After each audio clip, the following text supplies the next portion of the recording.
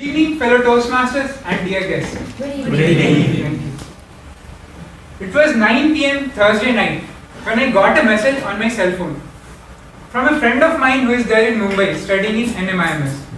Well, the message asked me whether I would be available to come to Mumbai the next morning. It was 14th of November, and what made the next morning all the more special was that it was day 2 of the second test match between India and West Indies. Well, joy knew no bounds for me because I had spent 2 sleepless nights trying to book ticket on Kazunga.com and then ending up in the dormitory the next day in the office.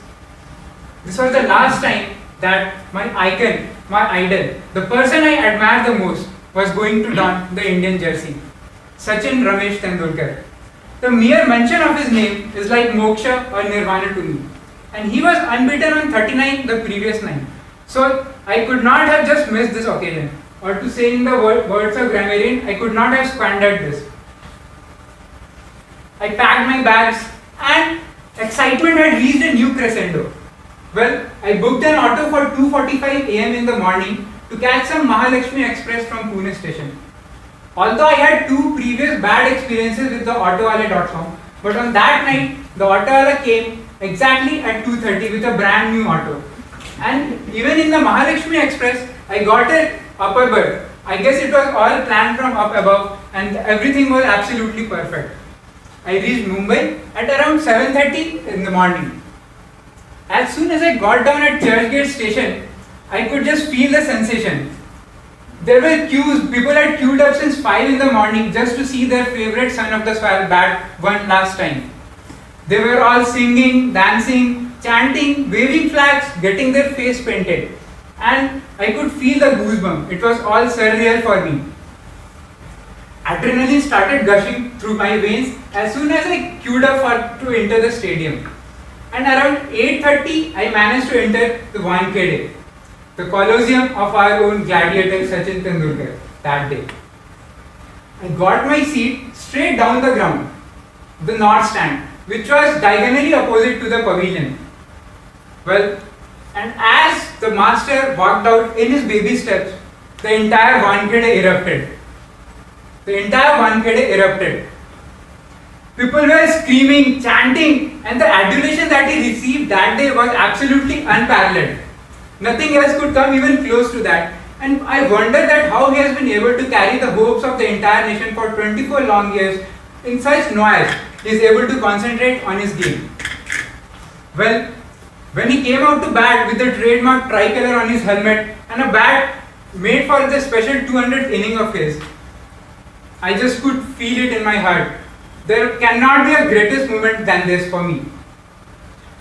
As he took the batting crease, the cut, pull, drive and even the blocking of his was absolutely perfect. Even though people who do not follow cricket would have fallen in love with the absolute perfection of his strokes that day, the fluency that he showed, the romantic display of batsmanship, I can say. And for moments like these, someone has said that one can commit all his crimes when Sachin Tendulkar is batting. They will go unnoticed because even the god is mesmerized. The who's and who of India, the celebrities ranging from Rahul Gandhi, Sharad Pawar, maybe he is not a celebrity but he was there that day. Then Raghuram Rajan, everyone was there but there was only one king that day. Nothing else mattered. And all these celebrities were booed by the crowd when they were not able to take part in the Mexican wave or they got loose for a split second.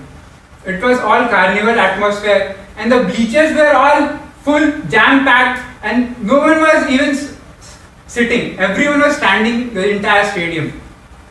Then, at his personal score of 72, Sachin edged the ball and the West Indian caught it and Wankhede stood still. It was so silent that we could even hear the murmurs of the West Indian players in the ground. Nobody moved. And then, when India came out to bowl, people were pleading Mahendra Singh Dhoni to let Sachin Tendulkar bowl. They wanted him to bat, bowl and maybe even umpire the match if rules permitted that day. It was absolutely crazy.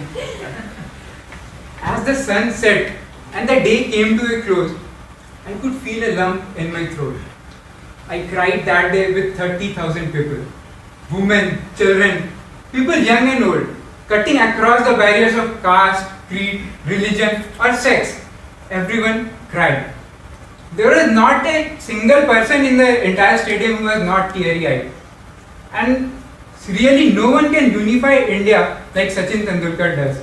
I still remember when he came out with this message after the Gujarat riots, saying it does not matter whether you are a Hindu or a Muslim on the field. Please do not let it matter off the field. And as I called up my mother that evening, even she got very emotional. I expected this the least because all through my childhood I had troubled her so much because of Sachin. But this is what she had to say that day.